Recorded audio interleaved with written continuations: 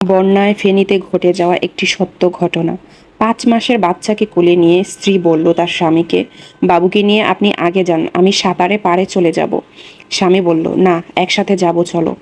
আপনি বুঝতেছেন না, যেটা বলি সেটা শোনেন। আপনি বাবুটারে নিয়ে আগে যান। স্পিড বোটে থাকা একজন বলল, ভাই, আরেকজনের জায়গা আছে, দ্রুত ওঠেন, আরও হাজার হাজার লোকদেরকে উদ্ধার করতে হবে। স্বামীটি বলল, ভাই আপনারা যান, পরের বার যখন আসবেন তখন স্ত্রীকে নিয়ে আমি একসাথেই যাব।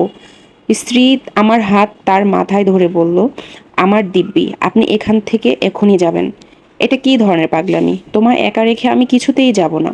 বাবুর কথা ভেবে আমার কথাটা রাখেন দয়া করে। আপনার পায়ে পড়ি, অন্য বোট আসলে আমি সেটা দিয়ে চলে যাব, না হলে সাঁতার দিয়ে পাড়ে চলে যাব। চারিদিকে জলে থই থই, তুমি সাঁতার দিয়ে কিভাবে আসবে? শোনেন, গ্রামের মেয়ে আমি, সাঁতার দিয়েই বড় হয়েছি। স্ত্রীর এক প্রকার জোর করেই ভোটে তুলে দিল তার স্বামী এবং বাচ্চাটাকে। উঁচু স্থানে যাওয়ার পর ঘন্টার পর ঘন্টা কেটে গেল, স্ত্রীর দেখা নেই। ভোটে করে শত শত মানুষ আসলো, শুধুমাত্র তাকেই নজরে পড়ল না।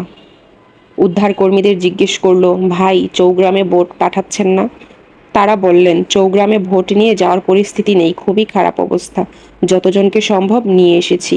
তখন লোকটি বলল, ভাই, ওখানে আমার স্ত্রী আটকা পড়ে আছে। উদ্ধারকর্মীরা বলল, দু একজনের জন্য তো আর যাওয়া সম্ভব না। এতটুকু বলে ওনারা আবারও রওনা হলো উদ্ধার করতে। তারপর ওই লোকটি স্বেচ্ছাসেবীর কাছ থেকে অনেক কষ্ট করে রিকোয়েস্ট করে অ্যালট্রাফোনের জোগাড় করলো। সে তার শ্বশুর বাড়িতে কল করে মেয়েটির ফ্যামিলির কাছে সব কিছুই জানালো। স্ত্রীর বড় ভাই বলল, তুমি ওকে একা রেখে আসলে কিভাবে? তখন লোকটি বলল, দাদা, আমি নিরুপায় ছিলাম, ও আমায় বাধ্য করেছে, আর ও বলেছিল সাঁতারে পাড়ে চলে আসবে। তখন মেয়েটির ভাই বলল, আরে, ও তো সাঁতার কাটতেই পারে না।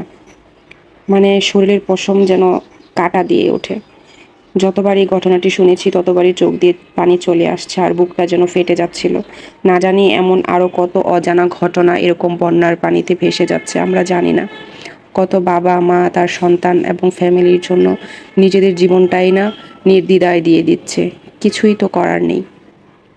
আল্লাহর কাছে একটাই দোয়া করি, যারা কিনা বন্যার পানিতে মৃত্যুবরণ করেছে তাদের সকলকেই যেন আল্লাহ জান্নাতুল ফেরদাউস দান করেন, আমিন।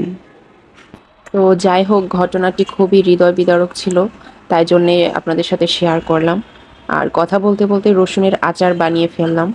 রেসিপিটা দেওয়া হয়নি, যদি কারো প্রয়োজন পড়ে বা মনে চায় রেসিপিটি নিতে, তাহলে আমাকে কমেন্ট বক্সে জানাতে পারেন, আমি পরবর্তীতে রেসিপিটি শেয়ার করে দেব। আর এই রসুনের আচার শরীরের জন্য খুবই উপকার এবং কোনো প্রকার ঝামেলা ছাড়াই রসুনের আচারটা তৈরি করে নেওয়া যাবে।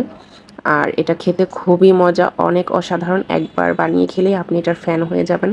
আমার বাসায় তো এটা বানালে কোনো সবজি তরকারিও লাগে না, শুধু শুধু ভাত এমনিতেই খেয়ে ফেলে রসুন দিয়ে।